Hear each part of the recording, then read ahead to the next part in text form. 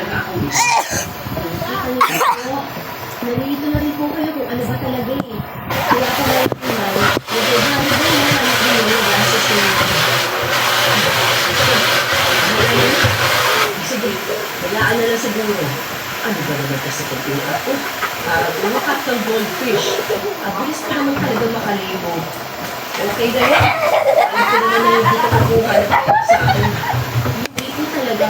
Nanihingi ko ako kapag kailangan ko. Makabayad sa project. Kung tutuusin ko, pwede kong kumuha na lang ko sa tindahan. Kaso hindi ko naman kung ginagawa yun dahil ayaw ko naman po na masira ang pangalan ko para sa isang bagay na gagawin ko. Malapit ang tiwala ninyo sa akin. Kahit na ano po mangyari, hindi ko po yung sisirain. Alam ko naman yun. Kaya pasensya ka na talaga, ha? Hayaan mo, sa susunod, sensya ka po kung pagdaan. Kaya hindi na ako wala ko sa'yo. Dahil kahit na minsan hindi ko sa Madaling nakaraan sa ganung bagay si Maya. Kaya kahit huling-huli na si Baby, nagagawa niya pa rin ang palusot. May mga bagay kasi talagang nakakalimutan ni Maya. Dagdag pang ginagasin ng Baby. Isang beses, nakakita siya ng magandang gamit na gusto niya pero masyadong malaking halaga. Kahit pa ubusin niya ang pangungusap, hindi pa rin sasapat.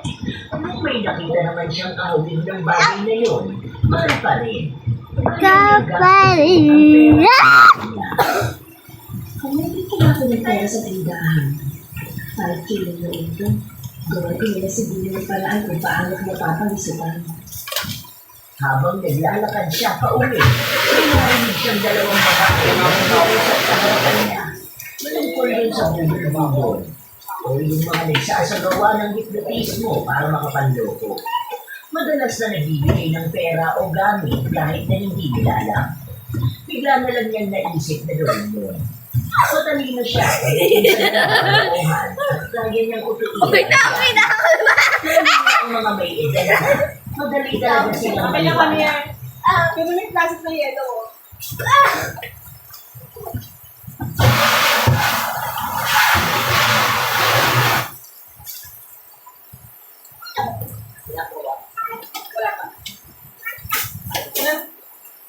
May mga balita na rin naman sa TV patungkol doon. At may mga tao na nagpatotoo. Isang araw, kinuha niya ang 5,000 sa kaha. Tapos siniksik niya sa pizza niya. Sa lugar na hindi nakakasing pambuksan. Doon na kinausap.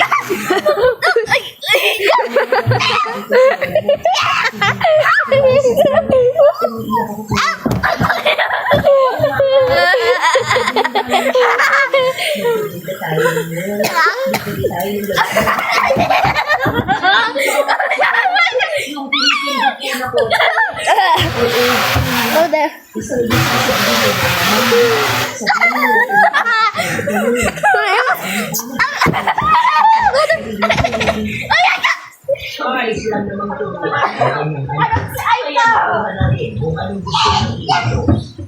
Kaya nung umuwi si Maya, alalang-alala siya kung bakit umiiyak ang kanyang pamilya.